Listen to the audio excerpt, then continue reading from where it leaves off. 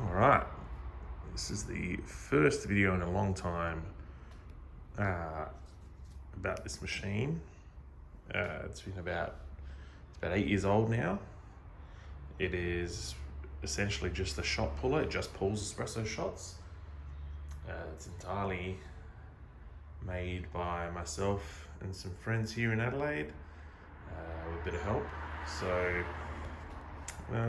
yeah, it's just running through it. It uses mostly off-the-shelf components. I didn't really make anything myself besides the body. All stainless steel, all made here in Adelaide with the help of my dad and his stainless steel fabrication business. So the boiler is out of a commercial machine. I won't really name them in case I get into trouble. But yeah, it was in a scrap heap.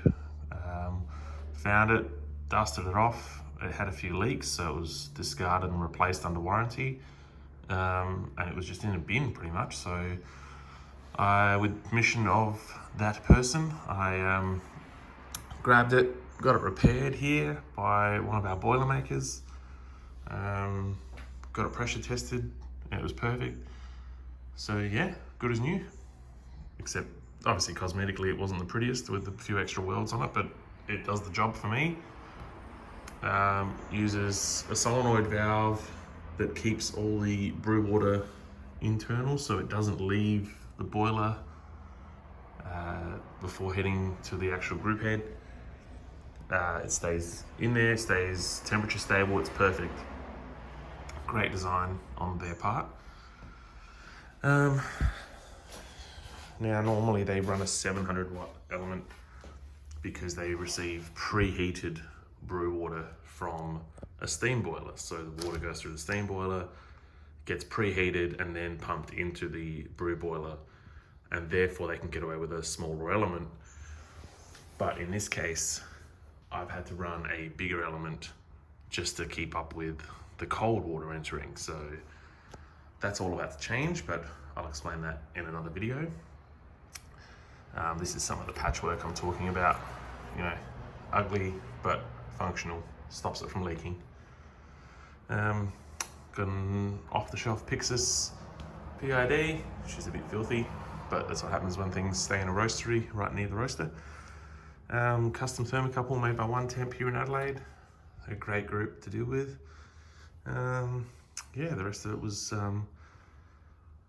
wired up by a local Espresso tech here in Adelaide. He's a qualified electrician, so he could do it safely for me. And yeah, I'll go through the nitty-gritty at another time, but basically pretty simplistic design. A couple little hooks here, really shallow drip tray, but we can't flood it. We've tried it. It just drains quite efficiently. It clips in like that. All the plumbing is kind of tucked out of the way. And yeah, got a little switch that I designed myself. And you move it to the middle there, pre-infuses at line pressure. It's got some magnets holding it. Then brew pressure, and you can go back down to line pressure and then off again.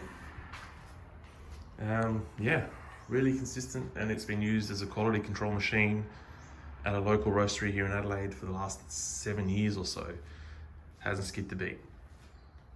But yeah, we're about to pull it apart, give it a bit of a birthday, tweak a few things, and see how she goes.